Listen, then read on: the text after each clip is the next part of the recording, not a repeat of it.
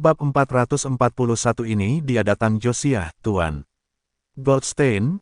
Aku panik melintas di mata Sandra ketika dia mendengar apa yang dikatakan Jonathan. Dia mencoba menjelaskan, tetapi Jonathan langsung memotongnya, keluar. Ya, Pak. Setelah Jonathan berteriak padanya, dia terkejut dan dengan cepat menarik lengan baju Miles saat dia berbalik untuk pergi. Namun, Miles masih tidak senang. Tepat ketika mereka hendak berbalik untuk pergi, terdengar langkah kaki tergesa-gesa di luar kamar pribadi. Saat berikutnya, seorang pria parubaya mengenakan setelan hitam melangkah ke dalam ruangan. Selain itu, ada lebih dari 10 bawahan di belakangnya. Siapapun yang memiliki mata tajam dapat mengetahui bahwa pria di belakang pria parubaya itu adalah serif atau kepala polisi. Namun, mereka membuntuti di belakang pria parubaya dengan ekspresi serius, tidak berani bernapas. Saat Sandra melihat Josiah tepat di depannya ketika dia berbalik, wajahnya langsung berubah, dan dia berteriak dengan cemas, Merzheim. Apa yang membawamu ke sini? Apa yang terjadi hari ini? Bukankah itu hanya sedikit lelang? Mengapa begitu banyak bidikan besar berkumpul di sini? Komandan pertama, Komandan Griffin, dan Tuan Goldstein yang misterius telah datang. Sekarang, bahkan Komandan kedua, Tuan Zemet, juga ada di sini. Tidak peduli seberapa bodohnya dia akhirnya menyadari bahwa sesuatu yang besar akan terjadi malam itu. Kau Sandra dari keluarga Haberly, bukan? Tuan Salonius ada di pelelanganmu, kan? Josiah bertanya ketika dia berhenti ketika dia mengenalinya. Ya, dia di kamar 9. Saya akan membawa Anda ke sana, Tuan Zemet. Dia menjawab dengan gugup. Oke, dia mengangguk dan mengikutinya ke kamar 9. Ketika dia berjalan ke kamar pribadi, dia melihat lebih dari 10 pria kekar berpakaian hitam tergeletak di tanah dan Misalov berlutut tanpa bergerak di lantai. Zeim, Misalov berteriak dengan tergesa-gesa ketika dia melihat Josiah. Apa yang terjadi, Tuan Salonius? Josiah mengernyitkan alisnya saat melihat keadaan Misalov. Bagaimanapun, Misalov adalah seorang investor yang dia undang. Selain itu, Misalov mewakili Salonius Corporation of Jetroina. Bukankah ini tamparan langsung ke wajah Salonius Corporation ketika Misalov berlutut di depan begitu banyak orang? Tanpa ragu sedikit pun, Misalov menunjuk ke arah Jonathan dan Logan. Zeimet, kedua canayan itu menghajarku. Anda harus memberi saya penjelasan yang bagus untuk ini. Saya investor yang sah, namun saya menerima penghinaan seperti itu di kota Anda. Jika Anda tidak menangani ini dengan baik, Salonius Corporation tidak akan membiarkan ini tergelincir. Dalam sekejap, ekspresi Josiah menjadi gelap. Tolong tenang, Tuan Salonius. Saya akan memastikan untuk memberi Anda penjelasan yang bagus untuk ini. Petik 2.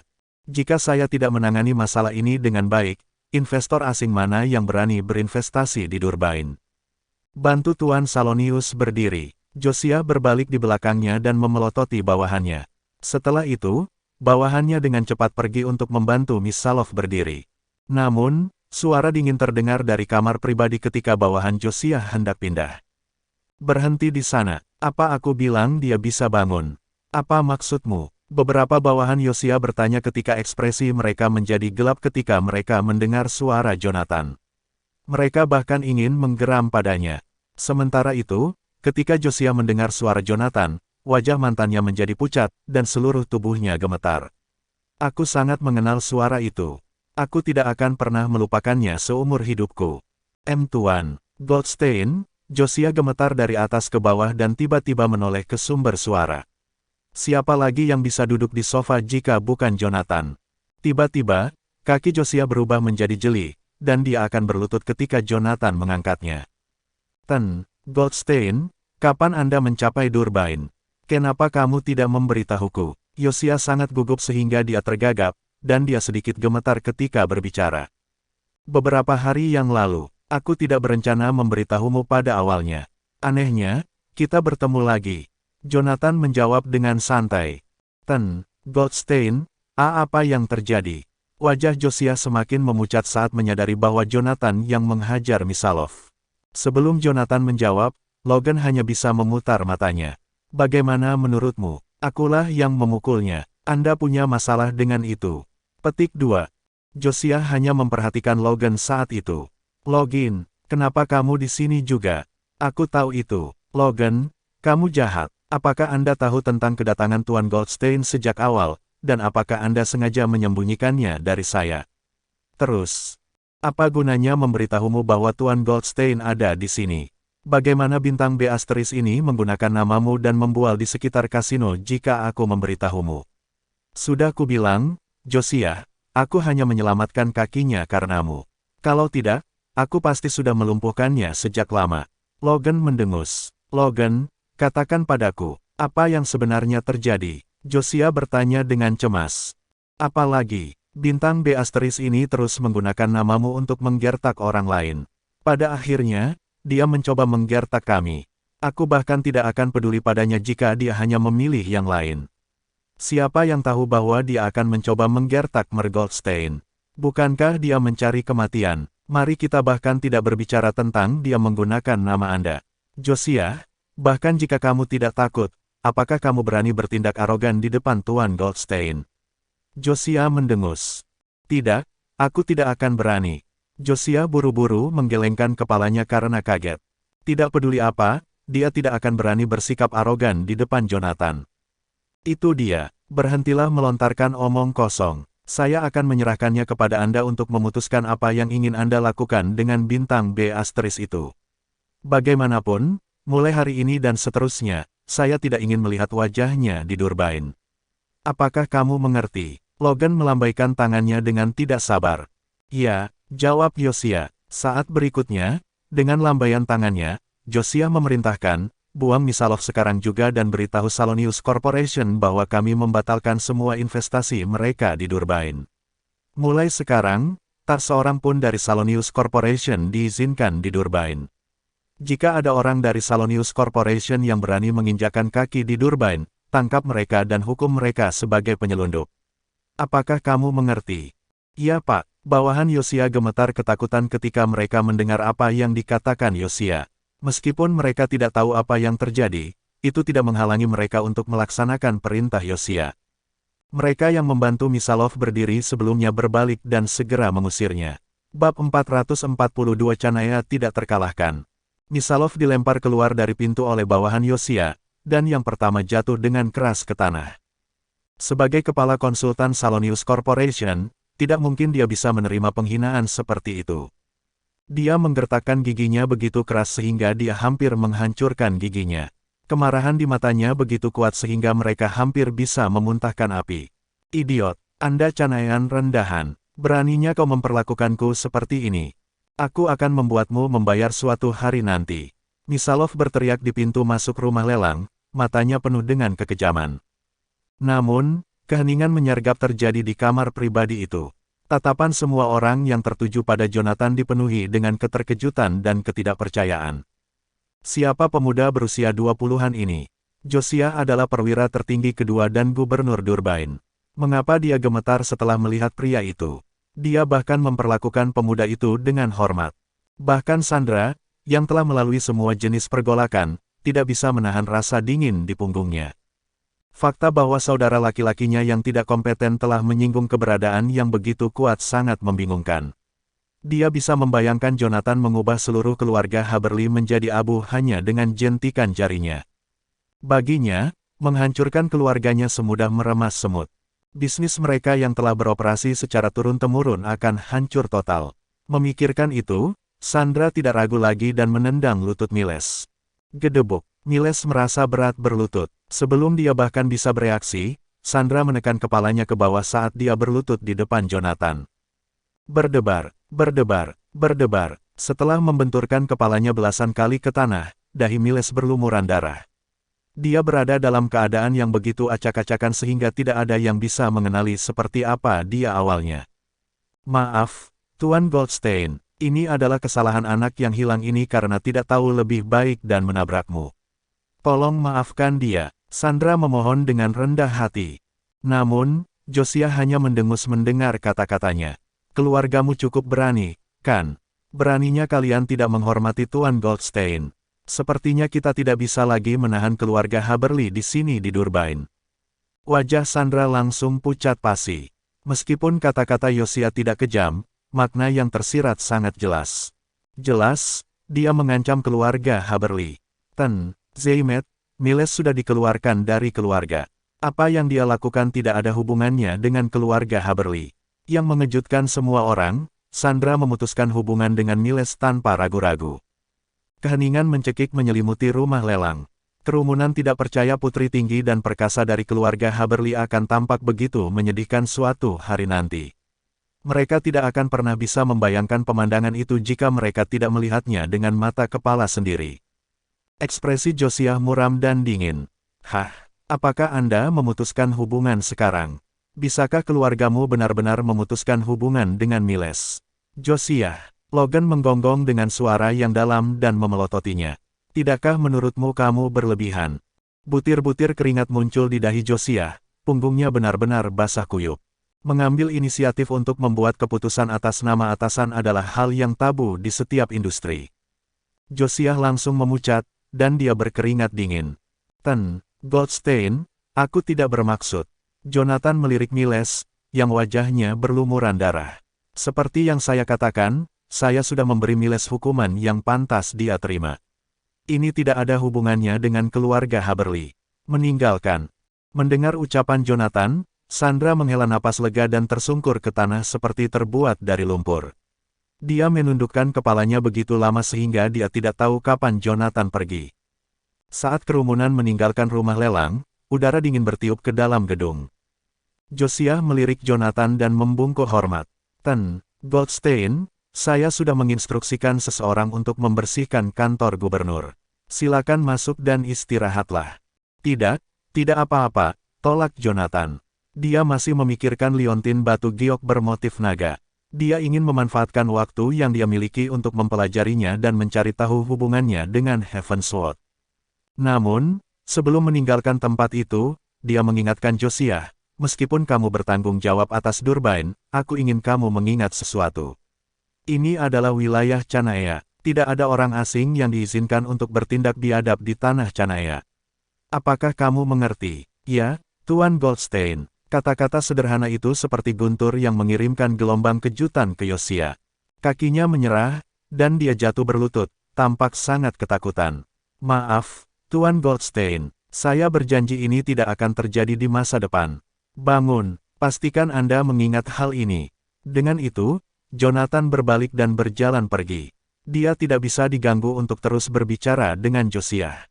Begitu Jonathan pergi, Logan, yang berjalan di belakangnya, menatap tajam ke arah Josiah. Tiba-tiba, Logan menghentikan langkahnya. Josiah, ada beberapa hal yang harus kamu ukir dalam-dalam di pikiranmu.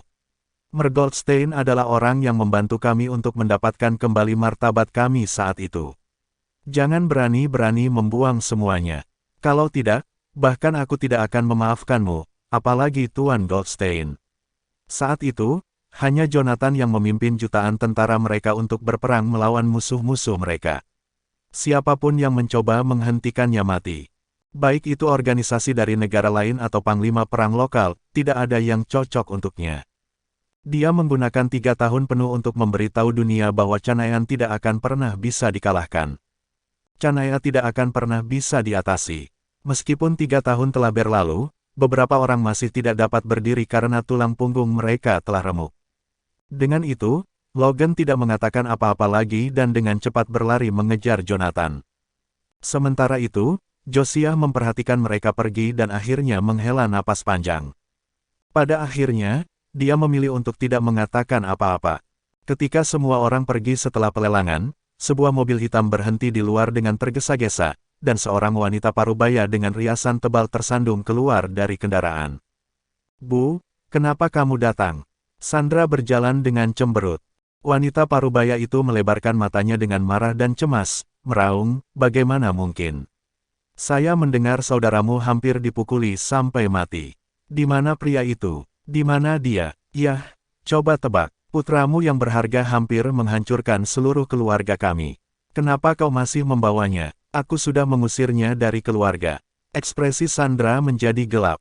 Wanita parubaya itu panik mendengar kata-kata Sandra. Yang pertama mulai berteriak, Sandra Haberly. Dari mana Anda mendapatkan keberanian untuk mengusir anak saya dari keluarga? Apakah Anda benar-benar berpikir Anda memiliki keputusan akhir dalam keluarga Haberly? Apakah kamu lupa tentang kakekmu? Saat itu, dia melihat wajah Miles, yang berlumuran darah. Dia segera mengeluarkan jeritan yang menusuk telinga dan mengangkat kepalanya untuk menatap Sandra. Sambil menggertakkan giginya, dia memperingatkan, "Sandra, beraninya kamu menempatkan putraku dalam keadaan seperti itu. Aku akan membuatmu membayar." Bab 443 Arus Bawah. Langit sudah gelap, tetapi lampu di rumah leluhur keluarga Haberly menyala terang. Banyak orang berkumpul di aula. Semua tokoh terkemuka dan bermartabat dari keluarga Haberly hadir. Pada saat yang sama, seorang wanita parubaya yang kusut menangis saat dia memegangi Miles, yang kepalanya ditutupi perban. Berdebar, berdebar, berdebar. Duduk di tempat tertinggi adalah seorang pria tua dengan rambut abu-abu dan wajah seperti anak kecil. Dia memukul tongkatnya ke tanah beberapa kali dan memerintahkan dengan tegas, "Berhentilah menangis." Apa pendapat semua orang tentang masalah ini? Petik 2. Bisikan tak henti-hentinya bisa terdengar dari seluruh ruangan.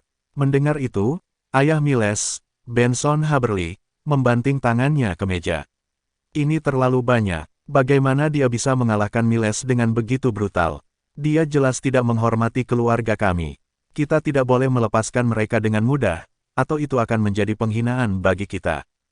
Kalau begitu jadilah itu. Sandra angkat bicara sebelum Benson bisa melanjutkan. Bibirnya melengkung dengan sedikit ejekan saat dia menegur, "Orang yang telah disakiti oleh putramu adalah seseorang yang bahkan Logan dan Josiah tidak berani mengacaukannya. Pasti kalian semua tahu siapa Logan dan Josiah. Melenyapkan keluarga kita semudah meremas semut bagi mereka. Jangan berani-beraninya kamu berpikir untuk melibatkan keluarga Haberly jika kamu ingin mati." Petik 2. Kedua belah pihak memiliki poin yang baik, dan mereka masing-masing memiliki pendukung. Begitu mereka selesai berbicara, kerumunan di aula itu menjadi diskusi yang panas.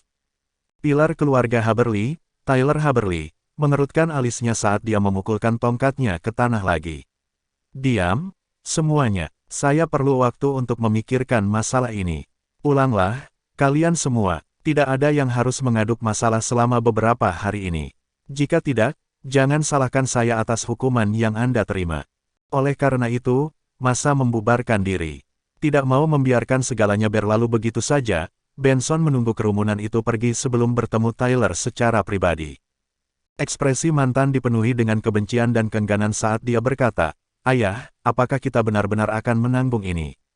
Ada sesuatu yang sangat mencurigakan tentang masalah ini. Sekarang Miles lumpuh, seluruh keluarga akan jatuh ke tangan Sandra. Dia perempuan, dia akan menikah cepat atau lambat. Saya merasa ini adalah bagian dari pertunjukan." Jejak kekhawatiran melintas di mata Tyler. Meskipun keluarga Haberly telah berkembang cukup baik selama beberapa tahun terakhir, mereka masih belum memiliki penerus. Meskipun Sandra mampu, dia tetaplah seorang wanita. Tidak mungkin dia bisa memegang kendali. Apalagi cucu kesayangannya lumpuh. Bohong kalau dia bilang hatinya tidak sakit. Tatapan Tyler berubah suram saat dia merenung. Setelah beberapa waktu, dia berkata perlahan, "Masalahnya, menurut informasi yang saya terima, orang ini sangat kuat. Bahkan Josiah dan Logan memperlakukannya dengan sangat hormat. Dia pasti seseorang yang keluarga kita tidak bisa main-main dengannya." Petik 2. Itu tidak berarti yang lain tidak bisa juga. Mata Benson berkilau dengan ekspresi muram. Menurunkan suaranya, dia berkata, "Seseorang dari Salonius Corporation telah menghubungi saya. Kami telah memutuskan untuk mengikuti arus dan melenyapkannya. Pada saat yang sama, kita bisa melakukan hal yang sama pada Josiah dan Logan. Kemudian, seluruh keluarga Haberly akan memiliki kendali atas Durbine." Mata Tyler bersinar karena kegembiraan. Harapan terbesar dalam hidupnya adalah melihat keluarga Haberly memiliki kendali mutlak atas Durbine. Meskipun mereka telah lama dicap sebagai keluarga yang paling kuat, masih ada individu yang lebih kuat dari mereka, khususnya Josiah dan Logan. Oleh karena itu, mereka secara teknis adalah yang ketiga dalam hal kekuatan. Sekarang setelah kesempatan besar muncul dengan sendirinya, Tyler tertarik, dan matanya berbinar penuh ambisi. "Besar, saya akan menghubungi keluarga terhormat lainnya, dan kami akan bekerja dengan Salonius Corporation dalam serangan ini. Saya tidak percaya kita tidak bisa melenyapkan seorang anak muda dengan semua pasukan Durbine berkumpul," kata Tyler. Sementara itu, Jonathan sama sekali tidak tahu bahwa badai diam-diam muncul di Durbain yang tampak tenang. Kemudian lagi, bahkan jika dia tahu, dia tidak akan peduli. Asura, yang pernah menaklukkan setiap inci dunia, bukanlah seseorang yang bisa diremehkan begitu saja oleh keluarga Haberly. Setelah menyingkirkan Logan, yang ingin berkeliaran di sekitar Jonathan tanpa malu-malu, yang terakhir mengeluarkan liontin batu giok bermotif naga.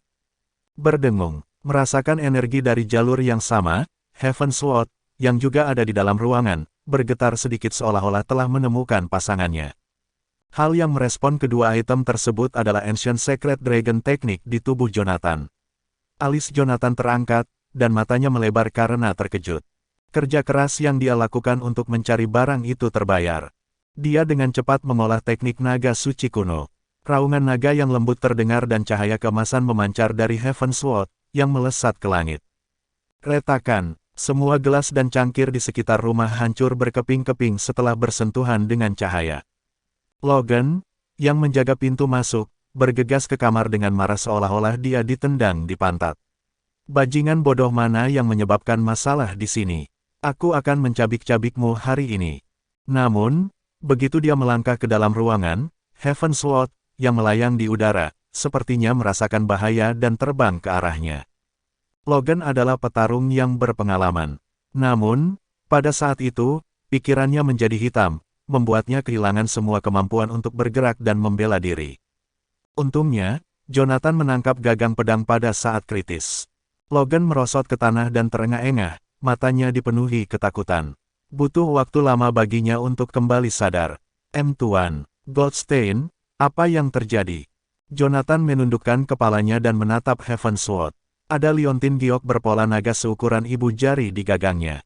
Demikian pula, ada lekukan di bagian belakang gagang, yang menyerupai segel kecil. Pada saat itulah Jonathan tiba-tiba menyadari. Sepertinya liontin batu giok bermotif naga saja tidak cukup untuk mengungkap rahasia gagangnya. Saya masih membutuhkan segel. Dia kemudian mengalihkan pandangannya ke bawah dan melihat Logan terbaring lemas di tanah. Cukup, bangun sekarang juga, katakan padaku, pernahkah Anda melihat ini sebelumnya? Dia bertanya. Bagaimanapun, Logan adalah seseorang yang telah membunuh banyak orang. Meskipun dia berada satu kaki dari pintu kematian beberapa waktu yang lalu, dia segera kembali ke dunia nyata. Dia bergegas dari tanah, menggosok matanya dengan marah, dan menatap lekat-lekat pada alur gagangnya. Setelah mempelajarinya sebentar, dia berkomentar, berdasarkan pengamatan saya, ini seharusnya segel. Jonathan melemparkan tendangan ke Logan. Dia melotot marah pada yang terakhir dan memarahi. Kamu tidak mengatakannya. Aku tidak buta. Saya bertanya apakah Anda pernah melihat segel ini sebelumnya. Petik 2. Mendengar itu, Logan menggelengkan kepalanya dengan keras. Dengan gemetar, dia dengan cepat menawarkan, saya bisa meminta seseorang untuk memeriksanya sekarang. Saya berjanji kita akan mendapatkan berita tentang ini dalam 3 hari. Petik 2. Jonathan mengangguk. Dia tidak keberatan menunggu selama paruh kedua teknik naga suci kuno dapat ditemukan. 3 hari bukanlah waktu yang lama atau singkat. Meskipun Jonathan sangat merindukan Josephine, perjalanan ke Jadeboroh dari sana akan memakan waktu 2 hari. Tidak mungkin dia bisa menanggung siksaan menunggu selama perjalanan kembali ke Durbain. Karena itu, dia memutuskan untuk tetap di sana. Mungkin saya akan segera mendengar berita tentang segel tanpa harus bolak-balik. Bab 444 Pembunuhan. Keesokan paginya, Yosia memimpin anak buahnya dan menunggu dengan hormat di pintu masuk. Setelah melihat Jonathan, dia berlari mendekat dan berkata dengan sopan, Tuan Goldstein, apa yang ingin kamu makan? Saya telah mengatur agar para juru masak menyiapkan hidangan khas Durbain, sup seafood. Apakah Anda ingin mencobanya? Durbain memiliki 2 industri andalan. Salah satunya adalah pariwisata. Durbain adalah tempat wisata yang populer. Setelah berjuang di tempat yang sepi selama bertahun-tahun, Jonathan tentu saja tidak keberatan menikmati pemandangan indah ketika dia memiliki kesempatan untuk melakukannya. Yang terpenting, ekspresi gelisah Josiah tampak seperti tidak akan bisa tidur nyenyak malam itu jika Jonathan menolaknya. Oleh karena itu, Jonathan memutuskan untuk mengikuti arus dan menerima tawarannya. Josiah sangat gembira, dan dia dengan cepat mengantar yang pertama ke dalam mobil. Logan memutar matanya ke arah Josiah dan menggoda, "Josiah sayangku, aku telah melepaskan kesempatanku untuk menemani Tuan Goldstein bersamamu. Bagaimana Anda akan berterima kasih kepada saya?" Petik 2. Logan, kamu yang terbaik. Terima kasih banyak atas kesempatannya. Josiah menyeka keringat di dahinya dan berkata dengan ekspresi bermasalah, "Tuan Goldstein sudah sangat tidak senang dengan saya. Saya mungkin akan dicopot dari posisi saya jika saya tidak mengambil kesempatan untuk masuk ke buku-buku bagusnya. Skenario terburuk, aku bahkan mungkin terlempar ke tanah yang mengerikan itu, Misona." Petik 2. Haha, bagaimana saya tidak bisa membantu teman yang dalam kesulitan? Bagaimanapun, saya punya tip bagus untuk Anda. Tuan Goldstein sedang mencari segel. Anda akan memberikan kontribusi besar jika Anda dapat menemukannya. Segel? Segel apa? Josiah bertanya dengan penuh semangat, matanya berbinar. Jadi, Logan menggambarkan segel itu padanya. Untuk mengubah kesan Yonatan tentang dia, Josiah memerintahkan anak buahnya untuk menemukan segel dengan segala cara. Jonathan menyesap sup seafood saat angin sepoi-sepoi bertiup. Benar saja, rasanya luar biasa. Dia berada di lantai atas restoran di tepi laut. Itu adalah tempat yang mewah, dan hanya segelintir orang yang mampu menghabiskan waktu di sana. Oleh karena itu, tempat itu cukup kosong. Pada saat yang sama, Josiah secara pribadi menemaninya dan menggambarkan pemandangan dengan sangat antusias. Tiba-tiba, sekretarisnya berlari masuk dari luar, tampak cemas. Zaim, diam, apa kau tidak lihat aku sedang sibuk?" teriak Josiah dengan marah, membuat sekretarisnya melotot. Namun, sekretaris itu tampak sangat bermasalah, seolah-olah dia memiliki sesuatu yang mendesak untuk dikatakan. Melihat bahasa tubuh sekretaris, Jonathan melambaikan tangannya dan berkata dengan santai, "Tidak apa-apa. Anda bisa pergi dan menyelesaikan pekerjaan Anda. Tidak ada yang akan terjadi dengan Logan di sini." Josiah membuka mulutnya untuk mengatakan sesuatu. Pada akhirnya, dia memutuskan untuk meninggalkan ruangan. Lagi pula, sekretarisnya tidak akan pernah bersikap seperti itu jika bukan karena masalah besar. Benar saja, begitu Josiah keluar, sekretaris itu berkata dengan cemas, sesuatu yang buruk telah terjadi. Durbain dalam kekacauan, 4 keluarga terkemuka menyebabkan masalah di mana-mana. Seolah-olah mereka sudah kehilangan akal. Josiah kaget, wajahnya jatuh, dan dia berkata dengan dingin, apakah mereka sudah gila? Beraninya mereka menyebabkan masalah saat ini. Lewati pesanan saya, beritahu mereka untuk berperilaku jika mereka tidak ingin mati. Kalau tidak, saya tidak akan ragu untuk menghukum 4 keluarga terkemuka dengan keras. Petik 2. Dia bergegas turun dan masuk ke mobil dengan sekretaris, ingin bergegas ke kantor gubernur untuk menangani kekacauan. Namun, begitu dia masuk ke dalam mobil, sekretaris yang semula menundukkan kepalanya tiba-tiba mengeluarkan belati yang tajam dan menusukkannya ke bagian belakang pinggang Josiah. Puff, darah hangat keluar dari luka Josiah. Matanya melebar karena terkejut, wajahnya dipenuhi dengan ketidakpercayaan. Yang mengejutkannya, sekretarisnya menyeringai dan menghela nafas, "Tuan Zaimet, Salonius Corporation mengirimkan salam mereka. Kamu harus istirahat. Sudah waktunya bagi Durbain untuk melakukan perubahan."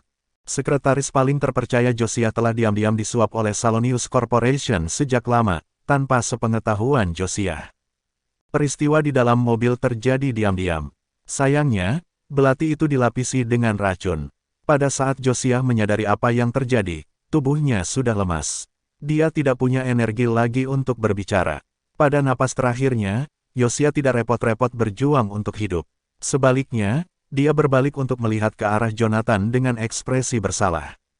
"Maaf, Tuan Goldstein. Saya akan menjadi pelayan Anda atau bahkan binatang untuk membalas Anda di kehidupan saya berikutnya jika ada." Sayangnya, semuanya sudah terlambat saat itu. Josiah diseret ke dalam mobil oleh sekretaris, dan mereka melesat pergi. Seluruh insiden terjadi dalam sekejap. Tidak ada yang melihat apa yang sebenarnya terjadi. "Tuan, ini steak Anda. Silakan menikmati makanan Anda." Seorang pelayan muda yang cantik datang dengan piring sambil sedikit membungkuk. Segera, aroma daging sapi meresap ke udara ruangan. Jonathan mengangkat alisnya dan mengarahkan pandangannya ke wajah wanita muda itu. "Kamu sudah lama tidak bekerja di sini, kan?" Wanita muda itu berusia 20-an dan tampak cantik. Kulitnya sebening kristal, seperti genangan mata air. Itu memberi seseorang perasaan bahwa dia hanya bisa diamati dari jauh. Kata-kata Jonathan membuat wajah wanita muda itu memerah. Dia menundukkan kepalanya dan menjawab, "Aku sudah bekerja di sini selama beberapa hari." "Ulurkan tanganmu." Hah? Wanita muda itu tampak enggan. Tersipu, dia menundukkan kepalanya dan mengerutkan bibirnya, tidak mau mengatakan sepatah kata pun. Sementara itu, Logan menyaksikan seluruh adegan dengan terkejut. Ketidakpercayaan tertulis di seluruh wajahnya. Asura yang perkasa telah berjuang selama bertahun-tahun dan tidak pernah tertarik pada wanita. Dan sekarang, seorang pelayan biasa telah menarik perhatiannya. Ini langka. Keingintahuan Logan terpicu. Matanya berbinar saat dia menunggu pertunjukan yang bagus. Wanita muda itu berpikir sejenak sebelum perlahan mengangkat tangannya seolah-olah dia akhirnya mengumpulkan keberaniannya. Logan mencondongkan tubuh ke depan saat matanya menatap lekat-lekat pemandangan di depannya. Ia penasaran ingin mengetahui pesona wanita yang merebut hati Jonathan. Tepat ketika wanita muda itu mengulurkan tangannya, gumpalan asap hitam naik dari telapak tangannya. Setelah itu, jarum yang tak terhitung jumlahnya terbang ke arah Jonathan seperti tetesan hujan dari badai. Logan, yang paling dekat dengan Jonathan, menyadari ada sesuatu yang salah begitu dia melihat asap hitam. Tanpa memikirkannya, Logan meraih meja di depannya dan menerjang Jonathan, ingin memblokir serangan atas nama Jonathan. Namun, Logan lebih dari terkejut menemukan lengannya kehabisan kekuatan, seolah-olah seseorang telah mematahkannya. Semuanya terjadi lebih cepat daripada yang bisa dijelaskan dengan kata-kata. Segera, jarum baja sudah tiba di depan Jonathan. Wanita muda, yang awalnya terlihat menawan, sekarang memiliki ekspresi ganas yang ditampilkan di wajahnya. Dia memandang Jonathan seolah-olah dia adalah orang mati. Dia mengejek, "Asura, pantatku." Dia terlihat biasa saja seperti orang lain. Sungguh lelucon, berdengung. Sama seperti lusinan jarum baja terbang di udara, raungan naga yang memekakkan telinga bergema di dalam ruangan dan bahkan di luar. Semua jarum meleleh seketika dan berubah menjadi tumpukan serpihan logam hitam, berdentang ke tanah. Sok memenuhi mata wanita muda itu. Jarum-jarum itu telah melalui penempaan yang tak terhitung jumlahnya, yang membuat masing-masing dari mereka sangat keras dan kuat. Namun, mereka berubah menjadi keripik hanya dalam sekejap mata. Dia merasakan ada sesuatu yang salah dan ingin melarikan diri dari tempat kejadian. Tiba-tiba, dia merasakan sensasi dingin di lehernya. Sebelum dia menyadarinya, Heavensword telah membuat luka di kulitnya. "Ambil satu langkah ke depan, dan kepalamu akan hilang," kata Jonathan acuh tak acuh. Bab 445 Sebuah pertemuan secara kebetulan. Wanita muda itu membeku, dan dia mengangkat kepalanya untuk menatap Jonathan dengan tidak percaya. Wajahnya pucat, dan alisnya terkatup rapat. "Kapan kamu tahu? Bukankah Helena memberitahumu bahwa dia mencuri silik dariku?" Jonathan mengangkat alisnya, tampak tenang. Kejutan di wajah wanita muda itu semakin kuat. Helena Talo adalah seniornya, yang merupakan orang yang luar biasa. Namun, dia tampak tidak penting ketika Jonathan menyebut namanya. Logan sangat marah hingga matanya seperti menyemburkan api. Dia tidak percaya bahwa dia, panglima tertinggi pasukan khusus Durbain, telah membiarkan seorang pembunuh bergerak di depannya. Lebih buruk lagi, dia tidak mengetahuinya sebelumnya. Jika Jonathan lengah dan terluka, tidak ada yang bisa dilakukan Logan untuk menebusnya, bahkan jika yang terakhir mati 100 kali. "Kamu mencari kematian." Logan menggigit lidahnya dengan keras, dan rasa sakit yang luar biasa menjalar ke kepalanya. Rasa kantuk dalam dirinya menghilang tiba-tiba, dan dia diisi dengan energi sekali lagi. Dengan mata merah, dia meraih garpu di atas meja dan menerkam wanita muda itu seperti harimau ganas. Astaga, garpu menembus leher wanita muda itu seolah-olah itu adalah belati yang tajam. Dia jatuh ke tanah dan berhenti bernapas. Terengah-engah, Logan berbalik untuk melihat Jonathan dan jatuh berlutut. Dia terlihat sangat malu. "Maaf, Tuan Goldstein, saya terlalu ceroboh untuk tidak menyadari ketika si pembunuh menyelinap masuk," katanya. "Kamu sudah terlalu lama menjalani kehidupan yang damai. Itu sebabnya kamu kehilangan kewaspadaanmu." Petik 2. Kalimat sederhana Jonathan membuat Logan berkeringat deras. Punggungnya basah oleh keringat, dan keputusasaan memenuhi matanya seolah-olah dia sudah melihat dirinya sendiri di penjara Crimson Utara. Namun, Jonathan dengan cepat melunakkan nada suaranya. Itu bukan sepenuhnya salahmu. Silik tidak berwarna dan tidak berasa. Selain itu adalah racun yang terbuat dari kombinasi khusus. Sangat mudah bagi orang biasa untuk jatuh cinta ketika mereka tidak menyadari situasinya. Aku akan melepaskanmu kali ini. Jangan membuat kesalahan yang sama di masa depan. Logan menghela napas lega dan menyeka keringat di dahinya, mengangguk dengan keras. Goldstein, saya berjanji ini tidak akan pernah terjadi lagi. Setelah sarapan, mereka mengikuti jalan-jalan yang sudah direncanakan Josiah sebelumnya.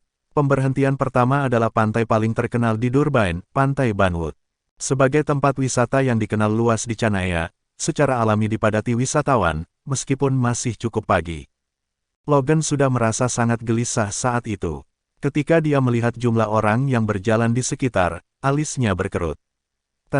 Goldstein, aku akan membersihkan tempat itu kalau terjadi sesuatu lagi.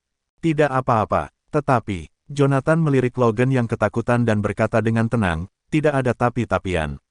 Ada banyak sekali orang di bumi yang ingin membunuhku selama bertahun-tahun perjalanan perjuanganku. Apa gunanya hidup setiap hari dalam ketakutan? Jika mereka ingin membunuhku, silakan saja.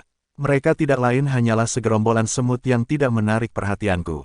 Dia, juga dikenal sebagai Asura, telah membunuh orang untuk waktu yang lama. Jumlah pertumpahan darah dan jumlah nyawa yang mati di tangannya tidak mungkin dihitung. Dia tidak bisa diganggu tentang kekuatan tidak penting yang ingin melenyapkannya. Kerang putih yang tak terhitung jumlahnya menghiasi pasir keemasan seperti bintang di langit. Saat matahari yang cerah menyinari bumi, mereka tampak memantulkan cahaya seolah-olah mereka berkaca-kaca. Kata-kata saja tidak cukup untuk menggambarkan keindahannya, terutama dalam gambar. Secara alami, tempat itu telah menjadi lokasi yang wajib dikunjungi setiap wanita untuk berfoto. Turunlah lebih rendah, Angie. Buat ekspresi lucu. Petik 2. Seorang gadis berbikini sedang berjongkok di tanah dengan kamera di tangannya, membantu temannya untuk mengambil gambar. Klik. Setelah mengambil gambar, gadis itu melihat sekeliling, dan mulutnya terbuka lebar. Melihat ekspresi temannya, Angela bergegas dan bertanya dengan rasa ingin tahu, "Emmeline, apa yang kamu lihat? Ayo pergi ke tempat lain untuk berfoto. Pemandangan di sini tidak bagus," saran Emmeline saat ekspresi gugup melintas di matanya. Dia dengan cepat meraih tangan Angela dan bergegas ke samping. Angela terlihat sangat bingung, tidak mengerti kata Emmeline, yang pertama mengibaskan tangannya. "Emmeline, ini adalah salah satu pemandangan terindah di Pantai Banwood. Selain itu, kami sudah mengatur untuk bertemu Mer Sanderson di sini. Kita tidak mungkin bisa menahannya." Sedikit ketidakberdayaan muncul di wajah Emmeline. Dia tidak punya pilihan selain memalingkan kepalanya ke samping seolah-olah dia bersembunyi dari seseorang. Karena Pantai Banwood adalah tempat di mana banyak wanita cantik berkumpul, wajar bagi orang mesum untuk menjadikannya tempat berburu mereka. Sebagai saudara perempuan Josephine, Emmeline secara alami terlihat secantik yang pertama. Apalagi usianya sekitar 18 tahun. Tidak butuh waktu lama bagi para pria untuk melihat tubuh mudanya. Saat itu, seorang pria pirang mengenakan celana pendek pantai berjalan dari kejauhan dengan senyum main-main. Dia mencoba untuk memulai percakapan. "Hai cantik, apakah Anda di sini dalam perjalanan?" "Saya biasa di sini. Saya tahu beberapa tempat yang terlihat menakjubkan dalam gambar. Mengapa saya tidak membawa kalian ke sana?" "Saya tidak tertarik. Silakan tanya orang lain," Emmeline langsung menolaknya. Dia merasakan emosi yang saling bertentangan. Karena itu, dia tidak dalam mood untuk terlalu peduli. Wajah pria pirang itu jatuh saat dia terkena halangan. Dia melihat sekeliling, dan ide lain datang kepadanya. "Ayo, jangan terlalu dingin. Anda belum menerapkan tabir surya, kan? Anda dapat dengan mudah terbakar sinar matahari dalam cuaca seperti ini. Mengapa saya tidak membantu Anda menerapkannya?" Dengan itu, dia mengulurkan tangan dan menyentuh bahu Emmeline, membuatnya berteriak ketakutan dan buru-buru mundur beberapa langkah. Mendengar keributan itu, Angela bergegas mendekat dan mendorong pria berambut pirang itu. "Kamu gila, jauhi temanku, atau aku akan membuatmu membayar." Pria itu mengamati Angela dan memasang senyum palsu. "Wow, kata-kata besar seperti itu. Saya sudah lama berada di sini, namun ini pertama kalinya saya melihat seseorang berbicara kepada saya seperti ini." "Huff, Aku teman Hector Sanderson. Anda sebaiknya berpikir dua kali sebelum melakukan sesuatu. Angela mengungkapkan kartu asnya dengan ekspresi arogan. Yang mengejutkannya, pria itu tidak terpengaruh. Omong kosong. Aku belum pernah mendengar tentang dia. Lagi pula, Anda mendorong saya sangat keras sekarang. Aku sangat kesakitan sekarang. Bayar saya $30.000 untuk biaya pengobatan saya, atau saya tidak akan melepaskan Anda. Sama seperti Emmeline, Angela masih mahasiswa. Tidak mungkin mereka memiliki uang sebanyak itu. Ekspresi pria itu menjadi gelap, dan dia memanggil ke kejauhan. Segera, sekelompok 5 hingga 6 preman nakal berjalan mendekat dan mengepung gadis-gadis itu. Nona muda, jika Anda tidak dapat membayar, maka Anda dapat bergabung dengan kami untuk minum-minum. Dengan begitu, kami akan membiarkan masalah ini berlalu. Jika tidak, pria pirang itu mengamati gadis-gadis itu, dan senyum menakutkan muncul di bibirnya. Arti dari raut wajahnya sudah jelas dengan sendirinya. Angela berpura-pura tenang, tidak mau menyerah begitu saja. Jangan pergi terlalu jauh. Tuan Sanderson tidak akan memaafkan Anda jika Anda menyentuh kami, dia memperingatkan. Bab 446 Sang Legendaris Hector Sanderson. Tidak ada bantuan di tangan, bantuan apapun yang mungkin ada terlalu jauh. Pria pirang, Maurice, tertawa mencemooh dengan tatapan menghina melintas di matanya. Dia memegang pundak Angela dan mulai memijatnya dengan kurang ajar. Baik, biarkan Tuan Sanderson datang. Kemudian dia bisa melihat sendiri bagaimana aku melakukannya denganmu. Tawa menggelegar muncul dari sekitar mereka, dengan semua orang memandang dengan gembira. Angela merasa marah sekaligus khawatir, tetapi wajahnya tetap menantang. Emmeline, yang tetap diam selama ini, tiba-tiba sepertinya telah memutuskan suatu tindakan. Mengangkat kepalanya, dia menatap Maurice dengan pandangan ambigu dan berkata, sebaiknya kamu pergi sekarang. Kalau tidak, Anda mungkin tidak hidup untuk melihat hari lain. Apa katamu? Maurice menatapnya dengan tidak percaya dan mengabaikan kata-katanya sebagai lelucon paling lucu yang pernah dia dengar. Apakah kamu benar di otak?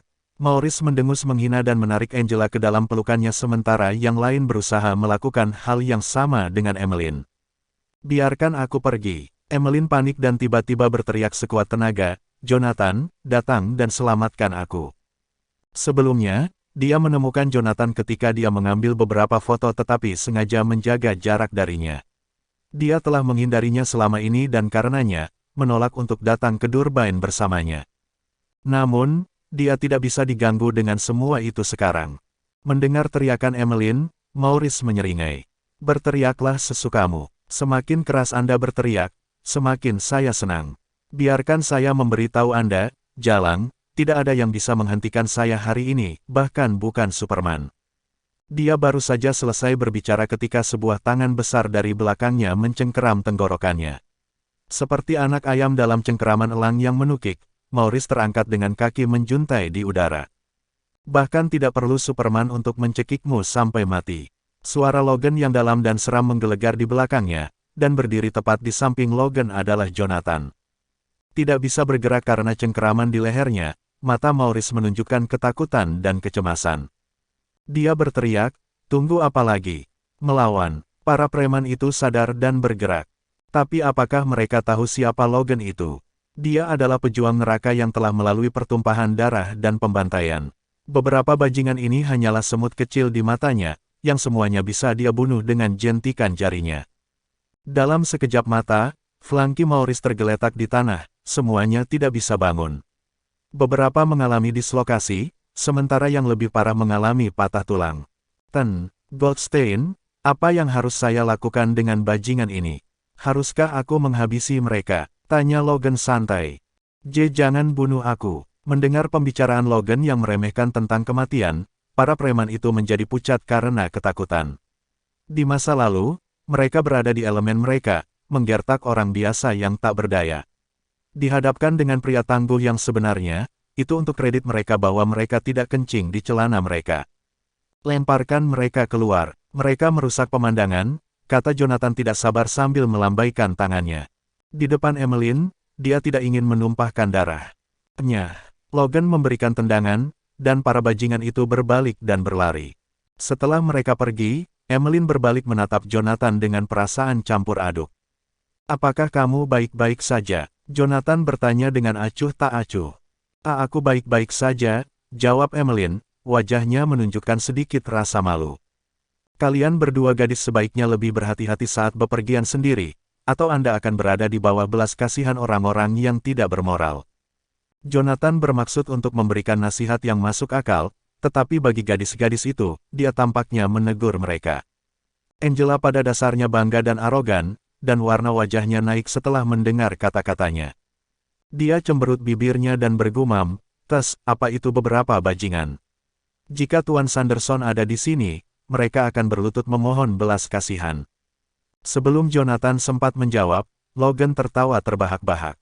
"Mengapa saya tidak mendapatkannya kembali dan menunggu Tuan Sanderson Anda menyelamatkan Anda?" Ekspresi Angela membeku, lalu sikapnya menjadi canggung. Emmeline diam-diam mengubah topik pembicaraan dengan mengatakan, "Ku dengar ada kedai jus terkenal di depan. Mengapa kita tidak mencobanya? Ayo pergi." Jonathan tidak bermaksud terlalu dekat dengan mereka, tetapi bagaimanapun juga, ini adalah Durbain. Jika sesuatu yang tidak terduga terjadi pada Emmeline, dia harus menghadapi musik dengan Josephine. Dalam waktu singkat, mereka tiba di bar jus. Ini adalah tempat foto sempurna yang populer untuk influencer internet, dan sering kali ada antrean panjang di luar pintu. "Ada terlalu banyak orang di sini. Kita mungkin harus menunggu sampai sapi-sapi itu pulang," komentar Emmeline muram. Pada saat itu, Angela mengeluarkan kartu berwarna emas. "Tada, ini adalah kartu VIP super eksklusif yang diberikan kepada saya oleh Tuan Sanderson. Dengan ini, saya tidak perlu mengantri. Tunggu saja di sini sementara aku masuk untuk mendapatkan pesananmu." Petik 2. Dia menyapu pandangan menantang ke Jonathan dalam tindakan satu upmanship. Logan tidak bisa menahan senyum saat dia menggelengkan kepalanya. Bocah manja ini adalah orang bebal. Apa hebatnya kartu VIP saat seluruh Durbain dikuasai Jonathan? "Jonathan, jangan perhatikan Angela. Dia agak keras kepala secara alami." Emmeline sendiri yang meminta maaf atas nama Angela, karena dia tahu betul apa yang bisa dilakukan Jonathan. Jika Angela entah bagaimana menyinggung Jonathan, dia bisa menemui akhir yang di luar imajinasi. "Dia tidak lebih dari seorang anak manja yang tidak pantas untuk diremehkan," jawab Jonathan dengan tenang. Saat itu, mereka tiba-tiba mendengar suara keributan dari bar jus. "Beraninya kamu mengatakan bahwa kartu VIP saya palsu. Beraninya kamu." Angela berdiri di akimbo, wajahnya merah karena marah. Asisten toko di kedai jus menjelaskan dengan sabar, "Bu, toko kami tidak pernah mengeluarkan kartu VIP, dan kami tidak memiliki sistem jalur hijau. Semua orang harus mengantri. Posisi Anda di sini terlalu rendah, itu sebabnya Anda tidak mengenali kartu ini." "Aku ingin melihat bosmu," kata Angela dengan arogan dan meremehkan. Asisten toko tidak punya pilihan, dan setelah beberapa saat, seorang pria parubaya gemuk dengan rambut botak datang dengan tergesa-gesa. Setelah melirik kartu VIP di tangan Angela, dia tertawa terbahak-bahak. "Gadisku sayang, aku bos di sini. Anda telah ditipu. Ini adalah kartu palsu yang dijual untuk 2 orang dan diproduksi secara massal secara online. Saya sarankan Anda pergi ke ujung antrean dan mengantri." Petik 2. Bagaimana bisa? Bagaimana itu bisa palsu? Angela tersipu merah tua ketika dia mendengar bahwa kartu VIP-nya palsu, terutama ketika dia diberitahu di depan begitu banyak orang. Dia sangat malu sehingga dia berharap tanah akan menelannya.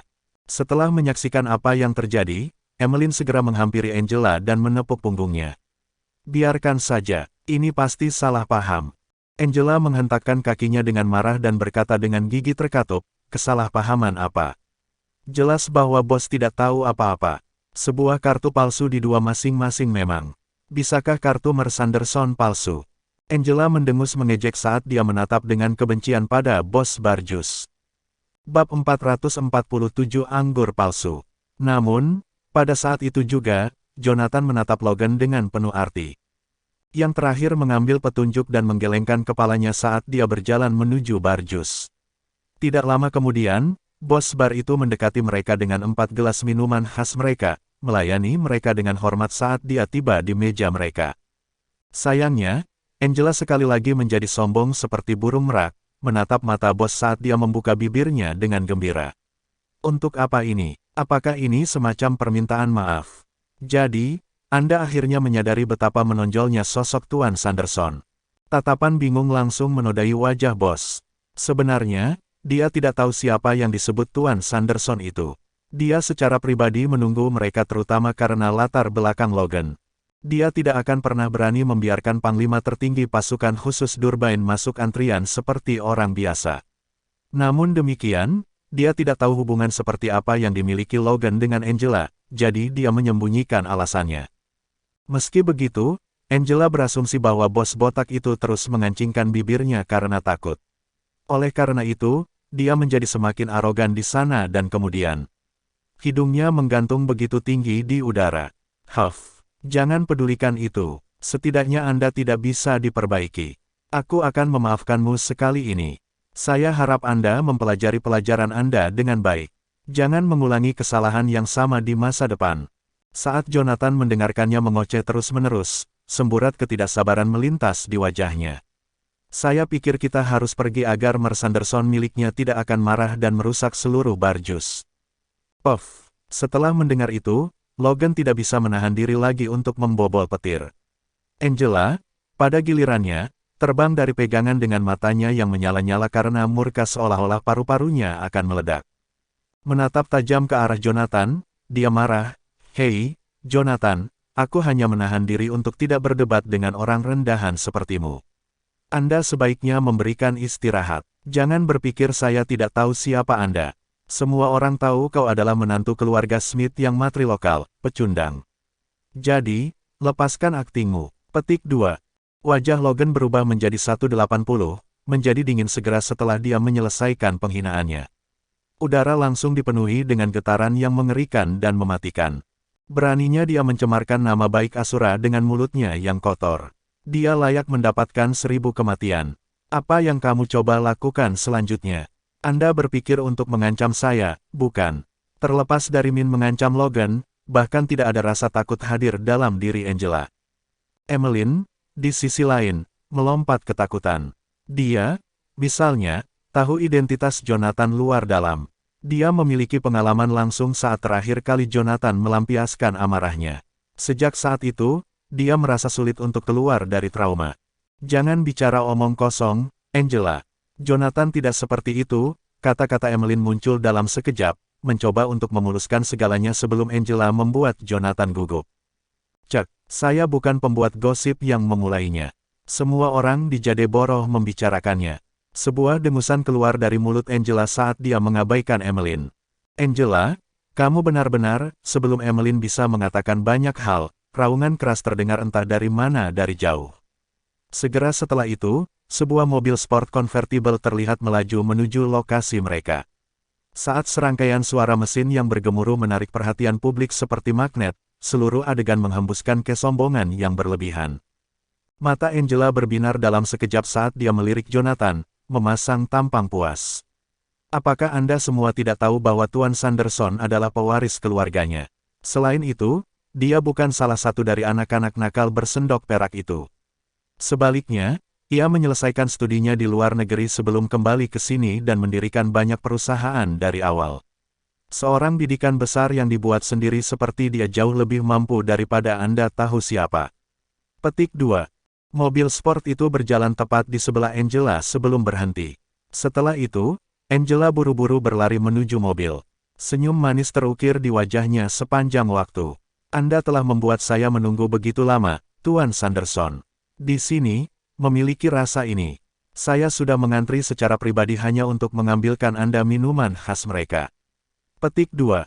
Pria yang diajak bicara Angela di dalam mobil adalah Hector Sanderson. Dia tidak berdiri pada upacara saat dia mengambil minuman dan langsung meminumnya seteguk. Pada saat yang sama, tatapannya mendarat pada kelompok 3 tidak jauh di belakang Angela. Bukankah kamu bilang kamu hanya akan membawa sahabatmu? Apa yang dilakukan 2 orang lainnya di sana? Puff, mengalahkan saya. Ekspresi Angela dibanjiri dengan penghinaan. Dia sepertinya benar-benar lupa tentang mereka yang menjadi penyelamatnya beberapa saat yang lalu. Hector kemudian melangkah ke meja dan mengukur Emmeline dari ujung kepala sampai ujung kaki. Matanya berbinar seketika saat dia memulai percakapan dengan yang terakhir. Halo cantik, kamu pasti sahabat Angela, Emmeline. Apakah saya benar? Ya, Emmeline mengangguk sebagai jawaban. Sejak Jonathan turun dari mobilnya beberapa waktu yang lalu, dia hanya menatap Emmeline, benar-benar membuat Jonathan dan Logan bersikap dingin. Seolah-olah duo itu tidak ada sama sekali.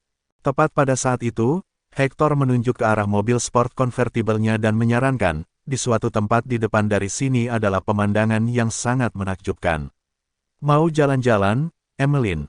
Terima kasih tapi tidak, terima kasih. Saya masih memiliki dua teman saya di sini bersama saya. Emmeline menolak tawarannya langsung sambil menggelengkan kepalanya. Saat itulah Hector akhirnya mengintip antara Jonathan dan Logan. Dia hampir tidak bisa tersenyum lebar pada mereka. Keduanya, silahkan, Anda hanya bisa melupakan mereka. Kawan, kenapa kamu tidak makan sesuatu di sana? Beritahu mereka namaku. Saya akan membayar tagihan untuk Anda. Petik 2. Betapa murah hati Anda, Tuan Sanderson. Makanan di sini tidak murah, loh. Anda harus menghitung berkat Anda hari ini. Angela begitu sibuk mengisap Hector. Jonathan hanya menggelengkan kepalanya, bahkan tidak tertarik untuk memanggil Hector. Dia tidak akan pernah mendapatkan kesempatan untuk mengambil tagihan dengan Logan. Logan pasti akan mengalahkannya. Lupakan, aku juga mulai merasa lapar. Kenapa kita tidak makan dulu? Emmeline dengan cepat memulai topik baru untuk melanjutkan percakapan. Baik, ayo pergi. Saya memiliki restoran di depan. Aku akan membawamu ke sana sekarang juga, kata Hector, terdengar kaya dan murah hati. Karena mereka semua ada di sini di wilayahnya, dia secara alami akan memamerkan kekayaannya sehingga dia bisa meninggalkan kesan pada Emmeline bahwa dia benar-benar memiliki kantong yang sangat dalam.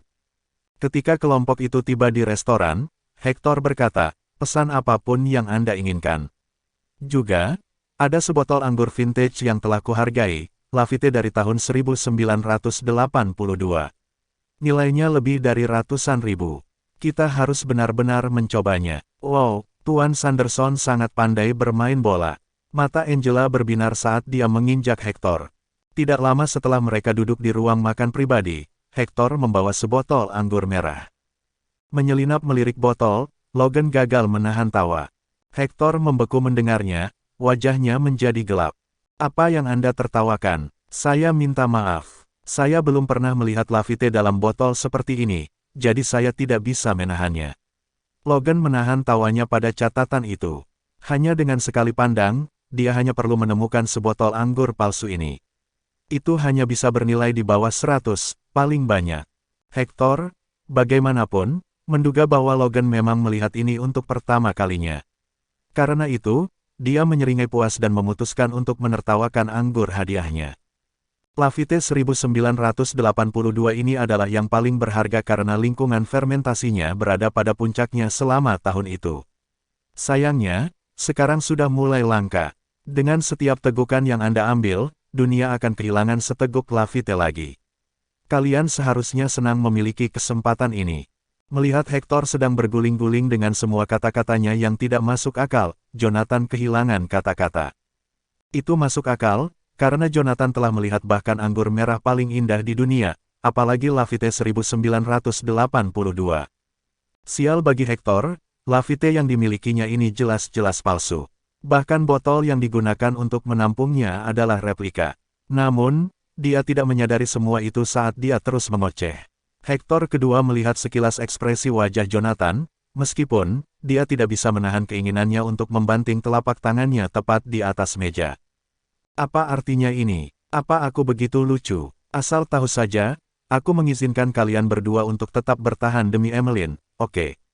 Kalau tidak, apa hak orang sepertimu untuk duduk di sini bersamaku? Tepat, sungguh sepasang orang bodoh yang bodoh, gumam Angela sambil terus meremehkan mereka.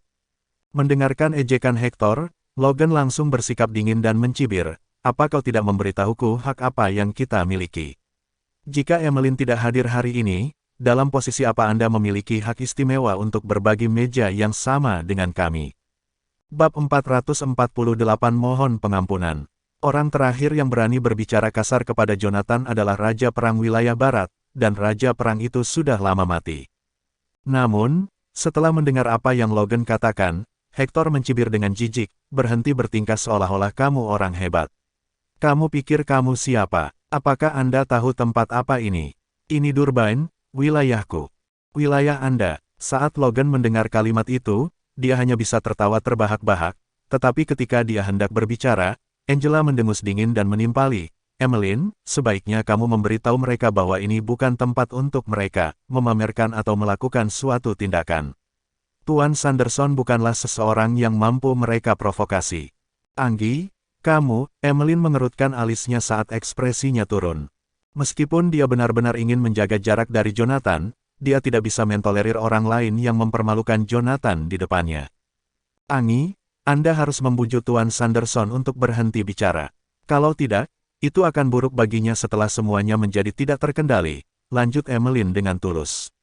Namun, kata-katanya terdengar penuh ejekan bagi Hector. Apakah dia memandang rendah saya?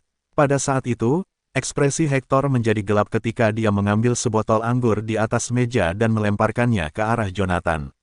Apakah begitu? Aku ingin melihat apa yang bisa dia lakukan padaku jika aku memprovokasi dia. Kau memintanya. Wajah Logan berubah dalam sekejap, dan sinar mematikan melintas di matanya. Dengan mengangkat tangannya, dia menamparkan Hector dengan keras, menyebabkan Hector jatuh ke meja dengan bunyi gedebuk. Setelah menyaksikan adegan yang mengejutkan itu, Angela sangat terkejut, rahangnya ternganga begitu lebar sehingga mulutnya terlihat seperti diisi dengan bola lampu. Beraninya kau memukul Tuan Sanderson. Jadi bagaimana jika aku memukulnya? Logan memiringkan alisnya, memancarkan aura pembunuh. Angela belum pernah mengalami kejadian seperti itu. Dia langsung mengeluarkan jeritan yang menusuk ketakutan. Sementara itu, orang-orang di luar kamar pribadi mendengar keributan dan segera menerobos masuk ke dalam ruangan. Sanderson, apa yang terjadi? Dengan darah mengalir keluar dari mulutnya, Hector mengangkat tangannya dan menunjuk Logan dengan gemetar. Kalahkan dia sampai mati. Ya, Tuan Sanderson. Dengan basa-basi lagi, beberapa bawahan Hector mengangkat senjata di tangan mereka dan menyerang Logan. Namun, mereka jelas bukan tandingan Logan. Dalam waktu kurang dari 1 menit, beberapa orang itu ditinju oleh Logan dan segera jatuh ke tanah. Jeritan kesakitan kemudian memenuhi seluruh ruangan. Hanya ini yang Anda punya, Tuan Sanderson. Logan mencibir. Sebuah tanda penghinaan melintas di matanya. Dilihat dari kelihatannya, kamu tidak sekuat itu. Tunggu saja, nomormu sudah habis. Hector menatap Logan dengan dingin dan mengeluarkan ponselnya untuk memutar nomor. Segera, dia berbicara di telepon dengan cemas. Ayah, bawa anak buahmu ke sini sesegera mungkin. Seseorang memukul saya di hotel keluarga kami. Setelah menutup telepon, Hector memelototi Logan dan berkata, ayahku akan datang. Tunggu saja. Petik 2. Tentu, aku akan menunggu, jawab Logan dengan ekspresi acuh tak acuh di wajahnya. Beberapa saat kemudian, suara deru mesin mobil tiba-tiba datang dari luar gedung. Segera setelah itu, seorang pria parubaya bergegas masuk dengan sekitar 8 pria berotot berjas hitam di belakangnya. Hector, yang awalnya sedih, segera tampak seolah-olah dia telah bertemu penyelamatnya. Dia buru-buru memanggil, ayah, aku di sini. Selamatkan aku. Ekspresi Brad Sanderson muram. Sebelum dia masuk ke kamar, dia berteriak, siapa yang memukul anakku? Keluar sekarang juga. Ayah, itu mereka. Hector menunjuk ke samping, tetapi saat Brad melirik ke arah itu, butiran keringat dingin muncul di dahinya. Logan Griffin, komandan tertinggi pasukan khusus Durbain. Kenapa dia di sini? Saat Brad melihat Logan, kaki sang mantan langsung lemas. Bagaimanapun, Logan adalah pejabat tertinggi di Durbain. Dengan status sosial Brad, dia biasanya hanya bisa melihat Logan dari kejauhan di pesta makan malam tertentu, dan dia bahkan tidak memenuhi syarat untuk menyapa Logan. Namun, bajingan kecil ini telah menyinggung Logan Griffin. Brad sangat terkejut sampai kulit kepalanya kesemutan. Apakah bajingan kecil ini mencoba membunuhku? Melihat Brad linglung, Hector tidak bisa menahan diri untuk tidak mendesak ayahnya. Ayah, apa yang kamu lihat? Cepat, beri mereka pelajaran. Namun, saat dia selesai berbicara, Brad mengangkat tangannya dan menamparkan wajah Hector. Hector benar-benar tercengang. Ketidakpercayaan tertulis di seluruh wajahnya. Dia tampak tidak percaya dengan apa yang baru saja terjadi. Ayah, mengapa kamu memukulku? Sebelum Hector bisa menyelesaikan apa yang ingin dia katakan, dia melihat tatapan mengancam di mata ayahnya. Diam, Brett mengucapkan dua kata itu dengan gigi terkatup. Dia kemudian menjambak rambut Hector dan membawa putranya ke arah Logan, memaksakan senyum yang terlihat lebih mengerikan daripada wajahnya yang menangis. Komandan Griffin, putraku yang hilang ini tidak sopan dan dengan demikian menyinggung perasaanmu. Tolong lepaskan orang rendahan seperti dia. Saya di sini untuk meminta maaf atas namanya. Petik 2. Tidak, jangan. Setelah mendengar kata-kata Brett, Logan tidak bisa menahan diri untuk tidak mengejek. Dia mengejek, saya tidak berani menerima permintaan maaf Anda.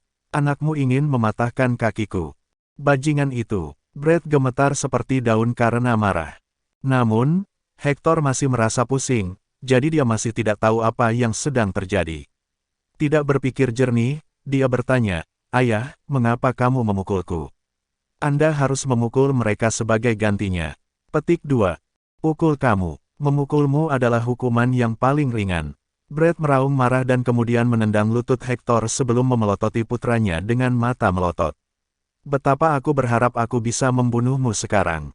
Mengepalkan tinjunya erat-erat, Brett terus memukuli Hector untuk sementara waktu. Dia menggunakan seluruh kekuatannya saat dia menghujani pukulan dan tendangan pada putranya, tidak menahan sama sekali.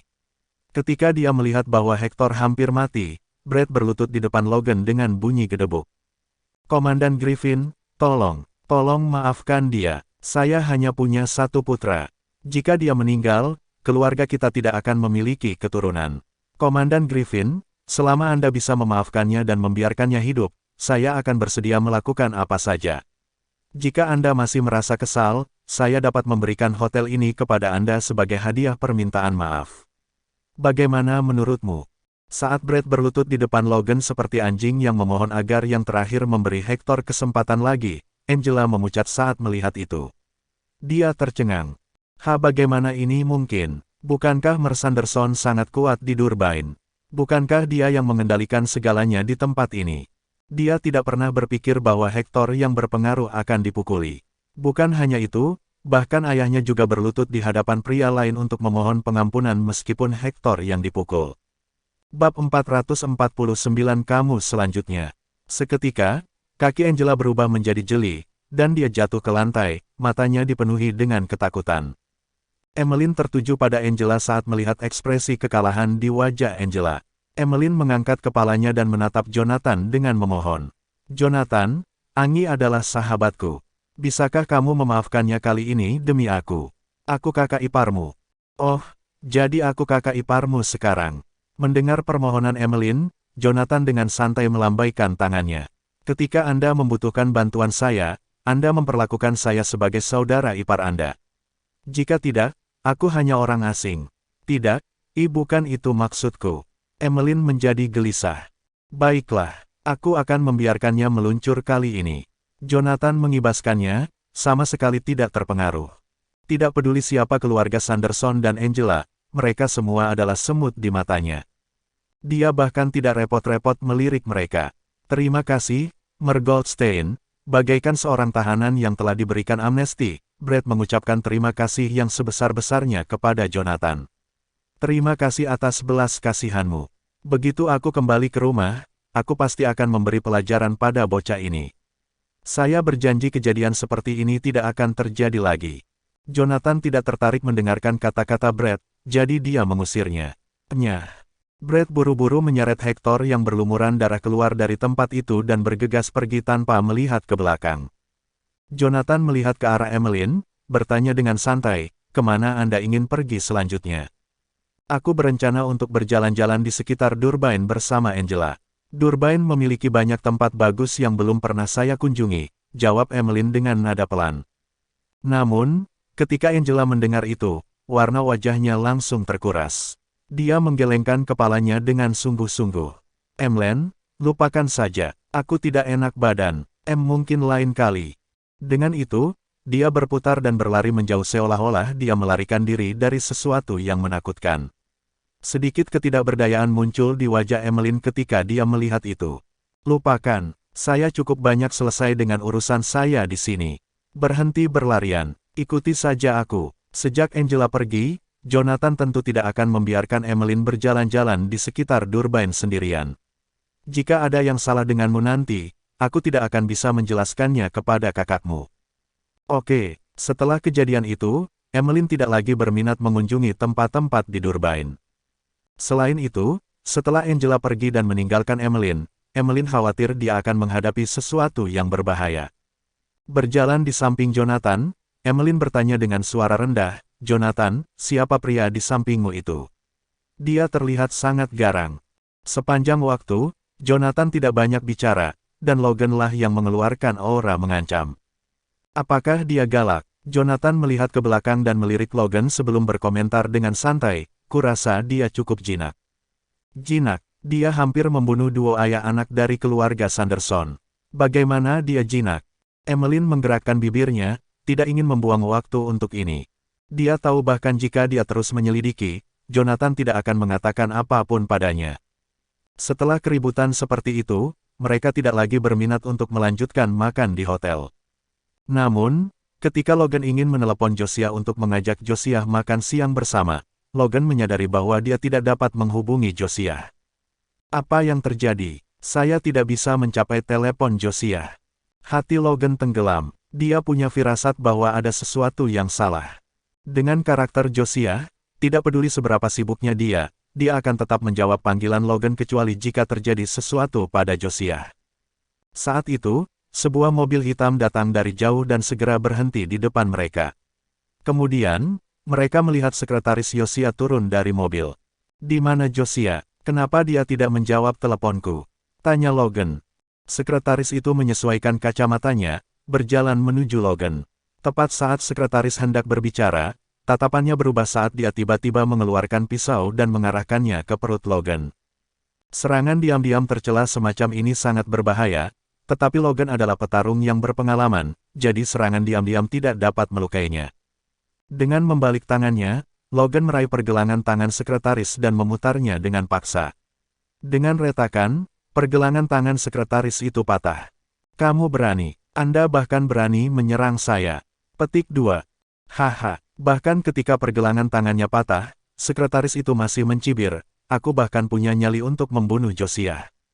Kenapa aku tidak berani menghabisimu?" Logan Griffin, jadilah pintar, dan sebaiknya jangan mencari masalah. Kalau tidak, Anda tidak akan hidup sampai besok. Apa katamu? Saat dia mendengar berita kematian Josiah, ekspresi Logan berubah muram. "Josiah sudah mati. Kau membunuhnya." "Betul sekali." Sekretaris itu mendengus dingin. "Logan, menurutmu Durbain masih milikmu dan Josiah. Biarkan saya memberitahu Anda sesuatu. Akan ada pergolakan di Durbain segera. Mulai sekarang dan seterusnya, Durbain milik 4 keluarga terkemuka. Cek kamu." Sejak Logan tahu bahwa Josiah sudah mati, Logan kesal. Dia tiba-tiba meraih leher sekretaris dan menjentikkan lehernya. Setelah itu, dia berbalik ke arah Jonathan dan berkata, "Tuan Goldstein, sepertinya sesuatu yang buruk akan terjadi."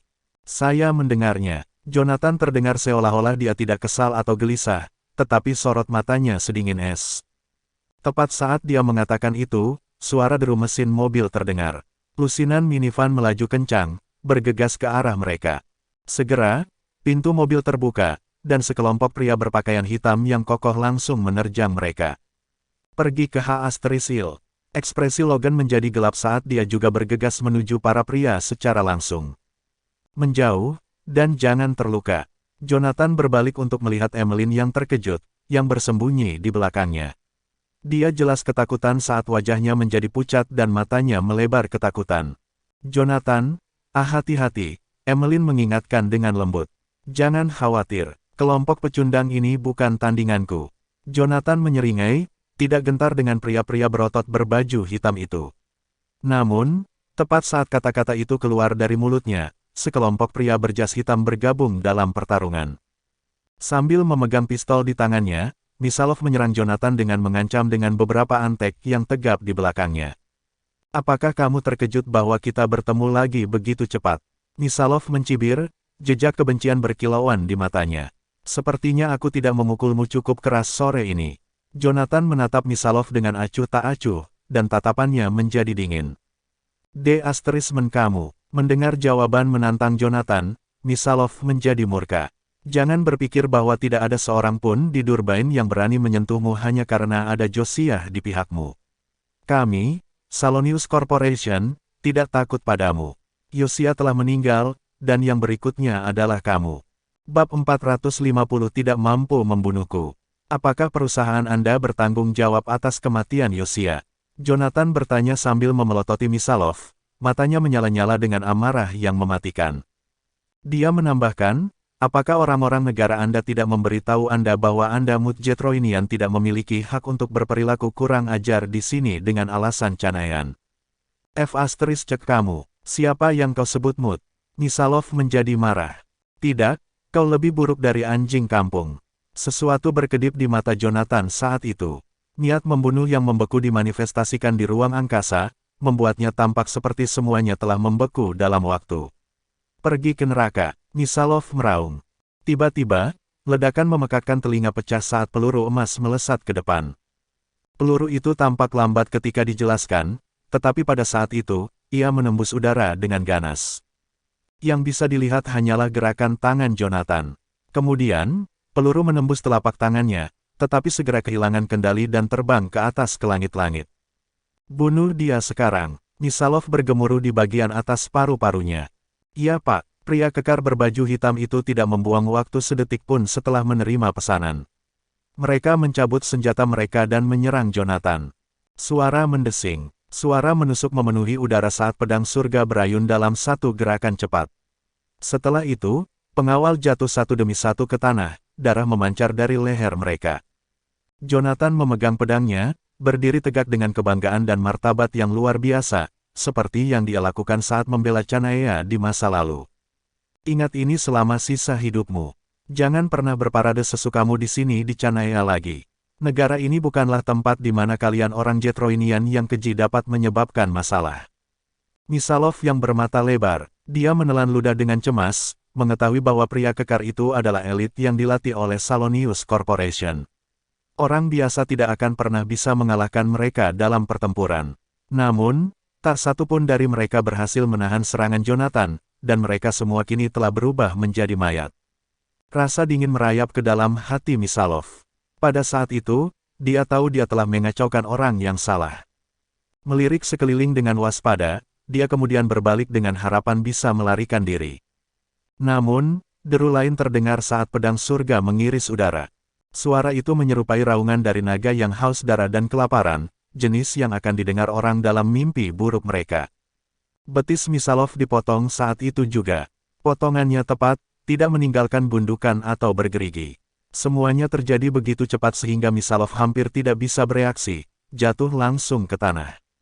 Cek, beraninya kau menyakitiku. Salonius Corporation tidak akan pernah membiarkanmu lolos begitu saja.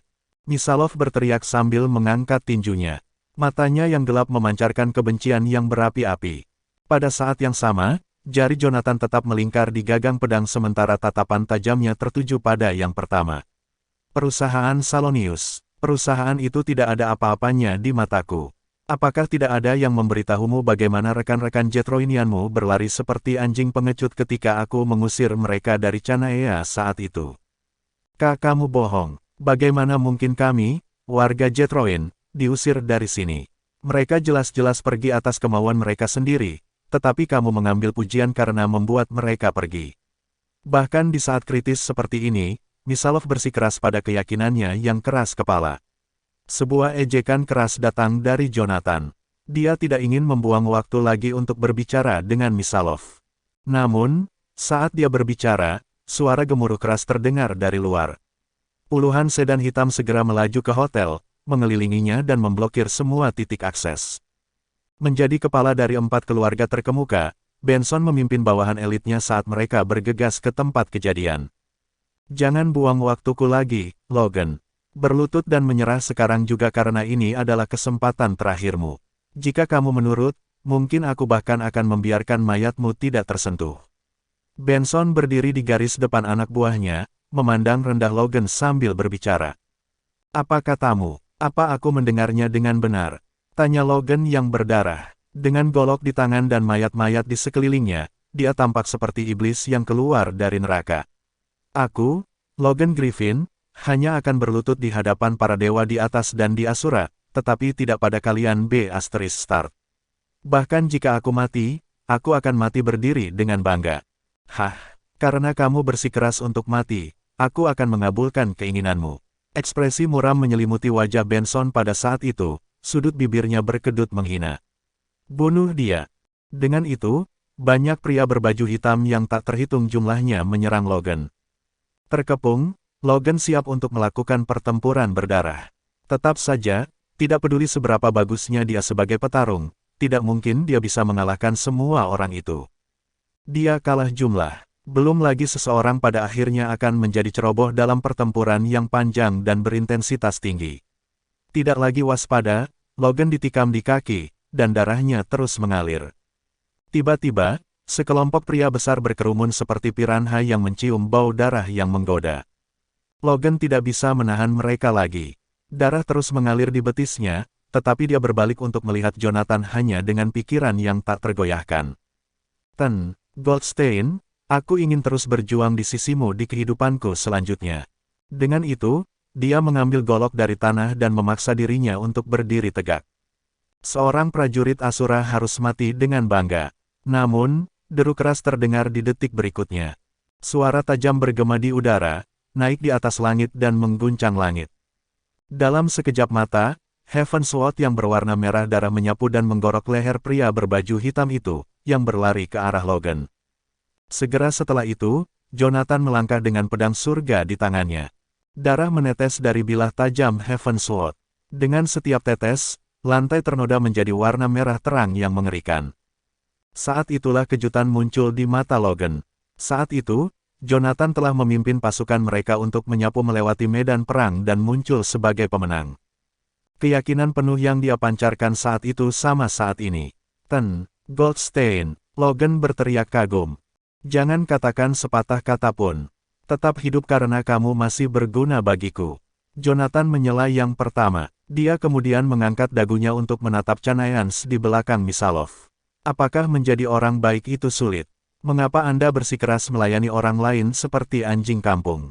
Kata-kata itu tanpa ampun menusuk ego Benson seperti tombak. Sebagai tanggapan, kemarahan membanjiri indranya, menyebabkan wajahnya berubah menjadi mengerikan. Beraninya kamu bersikap arogan bahkan di ambang kematian. Pria, habisi dia. Petik 2. Orang-orang berbaju hitam di belakangnya langsung melesat ke arah Jonathan. Meski begitu, Jonathan tampak tak peduli. Yang dia lakukan hanyalah menatap kosong ke Benson, bertanya, habiskan aku. Kau pikir kelompok kecil sepertimu mampu membunuhku? Mengapa? Apakah kami tidak cukup untuk menjatuhkanmu? Benson mencibir. Sama sekali tidak. Jonathan menggelengkan kepalanya. Yah, berapa banyak orang yang dibutuhkan untuk mengalahkanmu? 1000. Benson mencemooh Jonathan seolah-olah yang terakhir itu idiot. Tidak, Jonathan menggelengkan kepalanya dan menambahkan, paling tidak butuh 100.000. Benson mendengus seolah dia telah mendengar lelucon terbesar di dunia. Cek, Anda King gila. Pria, jangan buang waktu lagi mendengarkan omong kosongnya. Bunuh dia. Aku sudah bilang, kelompok pria kecilmu tidak bisa mengalahkanku. Sambil masih menggelengkan kepalanya, Jonathan menjentikkan jarinya. Segera setelah itu, getaran seperti gempa pecah di tempat yang dulunya tenang. Kegelapan merembes ke langit yang cerah di atas saat helikopter yang tak terhitung jumlahnya mendekat. Kemudian, mereka melepaskan beberapa tali, dan tentara bersenjata lengkap turun. Bahkan di jalan ada konvoi kendaraan lapis baja dan tank yang masuk. Kancing logam di permukaannya sangat tajam sehingga bisa dengan mudah merobek daging musuh. 4 keluarga terkemuka yang awalnya memiliki lebih banyak pria terkepung. Setiap orang di sisi mereka tidak bisa menahan rahang mereka. Semburat ketakutan menodai ekspresi terperangah mereka. Hal yang sama berlaku untuk Benson, yang sangat gemetar bahkan lututnya melemah. Saat itu, pikirannya hanya terfokus pada satu pertanyaan, siapa pemuda itu? Bersambung.